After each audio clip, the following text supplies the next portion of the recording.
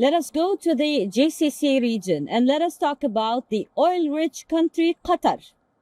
Qatar recently overwhelmingly voted to end its elections for legislative seats. Now, this happened while the world was concerned with the US polls and elections. In the following report, we talk about Qatar's short-lived democratic experiment. Take a look.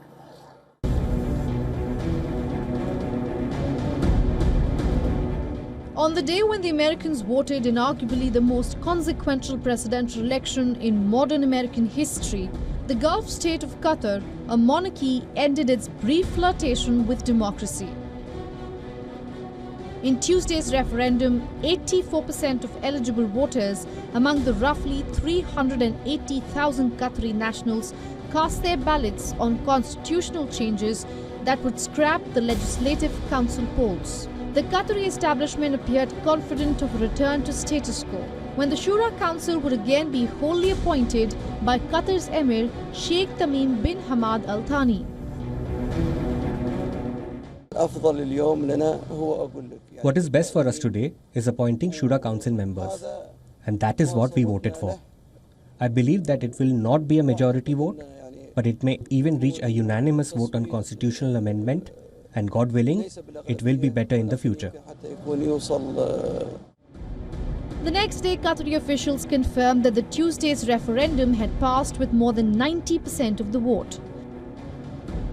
The gas-rich peninsula country had organized its first and only elections for 30 to 45 seats in the Shura Council in 2021, just 1 year before the Football World Cup was held in Qatar under intense international scrutiny. In addition to the one-off legislative poll, Qatar has also held municipal elections every 4 years since 1999. However, the rare polls for Shura Council had prompted divisions, as only descendants of Qataris who were citizens in 1930s were eligible to vote and run.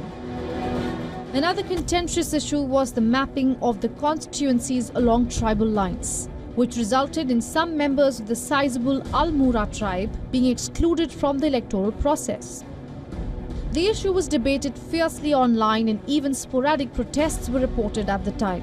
In an indication of things to come, last October, Qatar's Emir Sheikh Tamim had labelled the 2021 polls an experiment and proposed the constitutional changes. Of course, the discussion about these amendments and the controversy over them is an old one. Since the start of the previous council, of course, the process was completed in a short time, but the discussions or deliberations around it were certainly going on for a long time. An advisory body with limited powers, the Shura Council can propose legislation, approve the budget and recall ministers, albeit subject to a veto by the Emir. Subsequent to Tuesday's referendum, Sheikh Tamim will now resume appointing all members of the Shura Council. But not everyone is complaining and are even willing to overlook the problems within the Qatari royal family over the previous election. Really, this thing is sometimes it's happening, it's a human, and sometimes it's happening.